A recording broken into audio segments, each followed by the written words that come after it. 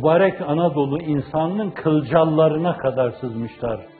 Kılcallara kadar sızan bu insanlar, yeryüzünde melekliği temsil eden insanlara karşı akla hayale gelmedik isnatta, iftirada, tezvirde, tahkirde, tezyifte bulunuyorlar. Bazen falanı öldüreceklerdi diye. Korkunç, kuyruklu bir yalan. Hep öteden beri böyle benim ailemle uğraşıyorlar. Kuyruklu bir yalan. Falanlar terör örgütü, kuyruklu bir yalan. Paralel, kuyruklu bir yalan.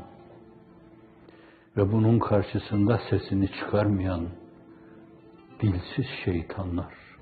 Bir tanesi, ben onu bir yönüyle hakkında böyle denen şeylere inanmıyor gibiydim.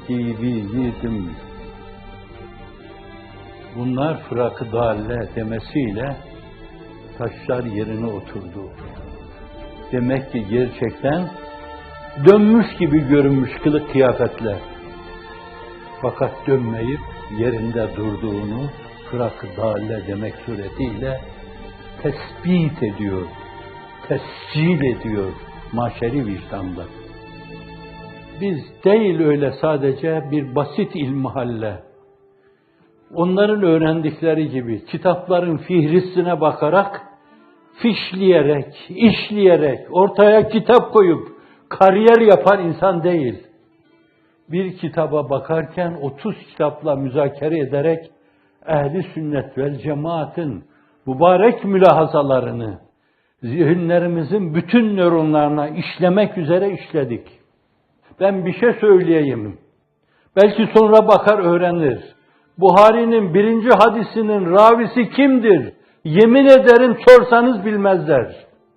Hem de o işte uzman geçinenler bilmezler.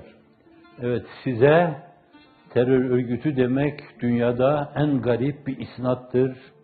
Paralel demek en garip bir isnattır. En garibini de kendini bilmez bir tanesi. Diplomalı cahil. Fırak-ı dalle demek suretiyle. Öyle bir denaet, öyle bir şenaat irtikab etti ki, kime terörist diyor bu insanlar? O cemaat terörist olamaz. Ona terörist diyenler kendileri teröristtir. Çünkü onlar sızmışlardır. Başka yerden emirle gelmişlerdir. Evet, açık dedim. Yok Pervan, bir tek arzum var.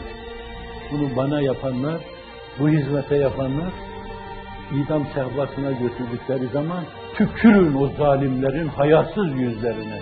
Evvela kendim tüküreceğim.